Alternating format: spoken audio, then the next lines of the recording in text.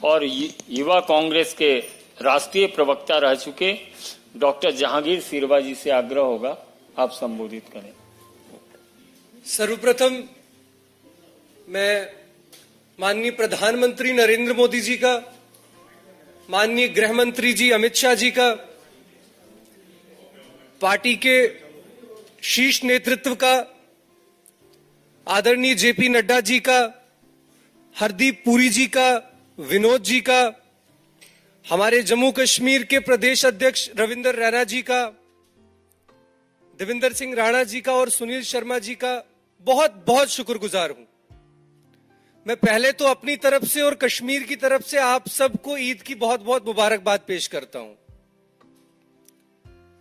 कश्मीर को हमेशा देश का मुकुट कहा जाता था, पर इस मुकुट को 70 साल सर की बजाय हवा में लटकाने का काम किया गया और 5 अगस्त 2019 को यशस्वी प्रधानमंत्री नरेंद्र मोदी जी की सरकार ने इस मुकुट को असल तरीके से सर पर बिठाने का काम किया।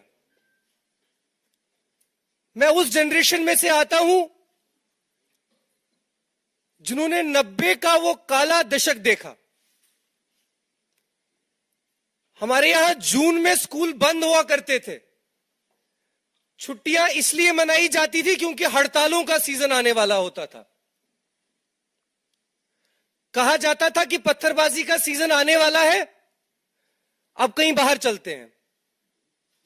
इन सभी चीजों पर रोक लगाना,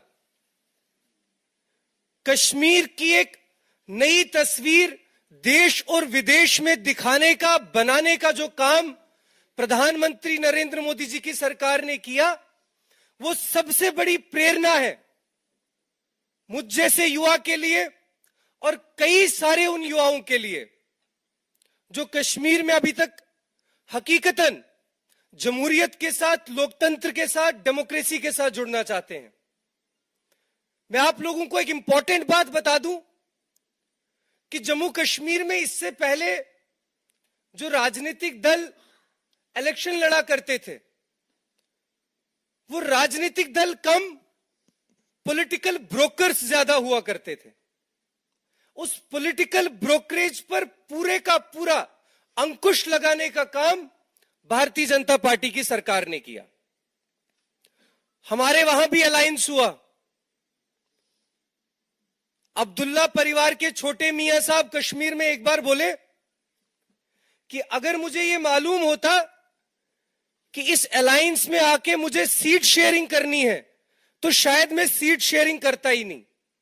आप सब वरिष्ठ पत्रकार हैं, कोई जाके उनसे ये पूछे कि राजनीतिक दल में सीट शेयरिंग नहीं करनी थी तो क्या वाईफाई का पासवर्ड शेयर करना था? इस तरह के ढकोसले, इस तरह की बातें, ये सारा नैरेटिव अब बंद हो चुका है।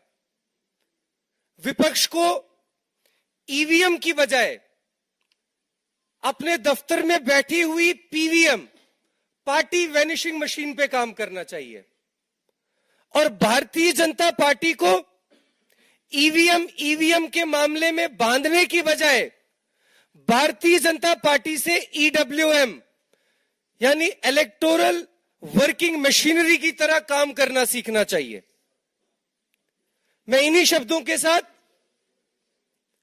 एक बार फिर यह बता दूं कि मेरी नजर में भारतीय जनता पार्टी केवल एक राजनीतिक दल नहीं, केवल एक विचारधारा नहीं, बल्कि जनसेवा, जन कल्याण, राष्ट्र सेवा और राष्ट्र निर्माण का एक आंदोलन है, जिस आंदोलन का एक मजबूत सिपाही बनकर मैं अपने जीवन के आखिरी क्षण तक काम करता रहूंगा।